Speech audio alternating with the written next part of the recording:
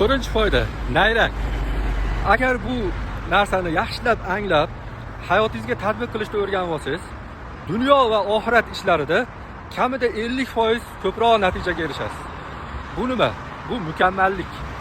Ya'ni shaytonni eng katta nayranglaridan bittasi bor. Bu mukammallikka erishtirish hissi bilan sizni aldaydi.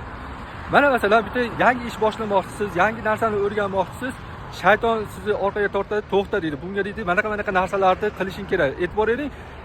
U narsani qilmaysan demaydi, qilasan deydi. Lekin bu deydi, mana narsalarga olib kelishi mumkin.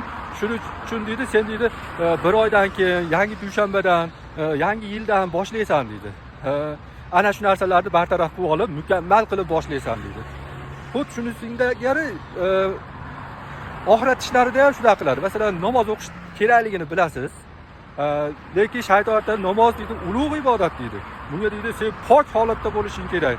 Mana shu jumadan deydi, g'usul qilib deydi, ust-boshlaringni chiroyli qilib deydi, jumadan boshlaysan, xudo xolasa deydi.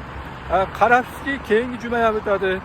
Bir yildan keyin ham juma o'tgan bo'ladi, siz hali ham o'qimayotgan bo'lasiz. Mana ehsonda ham shunaqa deydi. Sen deydi, katta pullar ehson qilishing kerak, xudo xolasa deydi. Ehson qilmaysan demaydi. Yana bilyapsiz, katta pullar ehson qilishing kerak deydi. Masalan, tog'ingizni uyni oldidan o'tib ketyapsiz. Ikkita non bilan bir ko'rib chiqsam bo'lar ekan degan xayol keladi. Lekin shayton shu yerda, deydi, ikkita non nima bo'ladi deydi. To'rtta non ol deydi, 1 kilo go'sht ol deydi.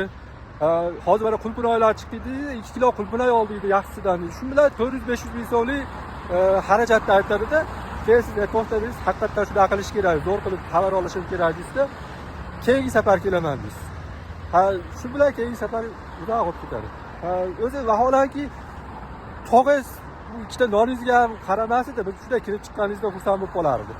Siz shuni bilib olingki, yangi narsa boshlamoqchi bo'lsangiz, bir ishni qilmoqchi bo'lsangiz, hech qachon mukammallikka harakat qilmang. U ishni qilyapti, mukammallikka harakat qilasiz, lekin boshlayapti emas. Shu qoidani bilib oling, boshlayapti emas. Bo'ldi, shu bilan siz xudo xolasa boshqalardan 50% yuqoridasiz.